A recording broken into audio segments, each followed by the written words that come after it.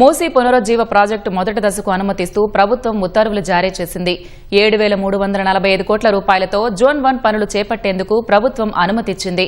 పూర్తి వివరాలు మా ప్రతినిధి నాగేశ్వరాచార్యని అడిగి తెలుసుకుందాం. నాగేశ్వరచారి, చెప్పండి, మూసీ పునరుజ్జీవ ప్రాజెక్టు మొదటి దశ పనులకు సంబంధించిన జీవో సారాంశమేంటి?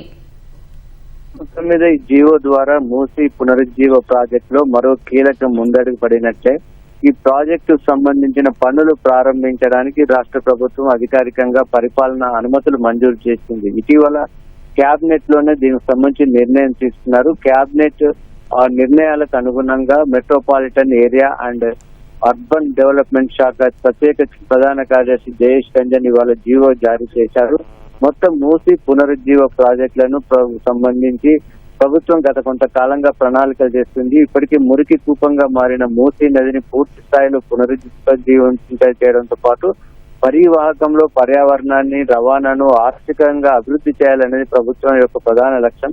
అందులో భాగంగా హైదరాబాద్ తో పాటు సుమారు 200 కిలోమీటర్ల పాటు దశల వారీగా మూసీని అభివృద్ధి చేసేందుకు ప్రభుత్వం ఇప్పటికే ప్రణాళికలు చేసింది. దానికి ఒక ప్రత్యేక కన్సార్టియం కూడా వారందరూ కూడా సుమారు 7.5 దానికి సంబంధించిన ప్రణాళికలన్నీ కూడా చేసి సిద్ధం చేశారు.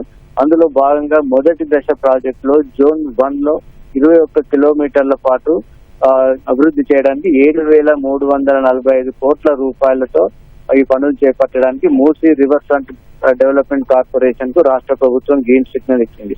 భూసేకరణ ఖర్చు కాకుండా మిగతా ఈ 7,345 కోట్ల రూపాయలతో ఈ మొదటి జోన్ లో పనులన్నీ త్వరలో చేపట్టనున్నారు. అంటే జోన్ 1 2 భాగాలుగా విభజించారు. మొదటి భాగంలో జోన్ 1A హిమాయత్ సాగర్ నుంచి బాపు ఘాట్ వరకు 9 కిలోమీటర్లు, అదేవిధంగా జోన్ 1B ఉస్మాన్ సాగర్ నుంచి బాపు ఘాట్ వరకు 11 కిలోమీటర్ల పాటు ఉంటుంది. మొత్తం ఈ ప్రాజెక్టు అవసరమయ్యే ఖర్చు పూర్తిగా రుణాల ద్వారానే చేపట్టనున్నారు. అందులో భాగంగా ఏషియన్ డెవలప్మెంట్ బ్యాంకు నుంచి 4,500 కోట్ల రూపాయలను రుణంగా తీసుకోనున్నారు. మిగతా డబ్బును రాష్ట్ర ప్రభుత్వం సమీకరించింది. రాష్ట్ర ప్రభుత్వం తరఫున డబ్బులను HMDA లేదా TGIS నుంచి రుణం తీసుకోవడానికి ఆ Musi river front development corporation కు ప్రభుత్వం అనుమతించింది. అంటే HMDA లేదా TGIS వారి పరిధిలో ఉన్నటువంటి భూముల విక్రయం ద్వారా ఈ నిధులు సమకూర్చుకోవడానికి ఇప్పటికే ప్రభుత్వం ప్రణాళిక చేసింది. ఇందులో భాగంగా కేంద్ర ప్రభుత్వం కూడా సుమారు 533 కోట్ల రూపాయల విలువైనటువంటి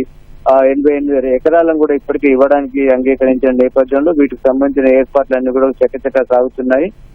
CS సంజయ్ జార్జ్ కూడా కొద్దిసేపటి క్రితమే ఆ ప్రాంతాలన్నీ కూడా పరిశీలించారు. ఎక్కడెక్కడ ఏ పనులు చేపట్టబోతున్నారన్న విషయాలని అధికారులను అడిగి తెలుసుకున్నారు. ఒక స్పష్టమైన ప్రణాళికతో పూర్తి సమన్వయంగా ఈ ప్రాజెక్టును పూర్తి చేయాలని కూడా దిశానిర్దేశం చేశారు.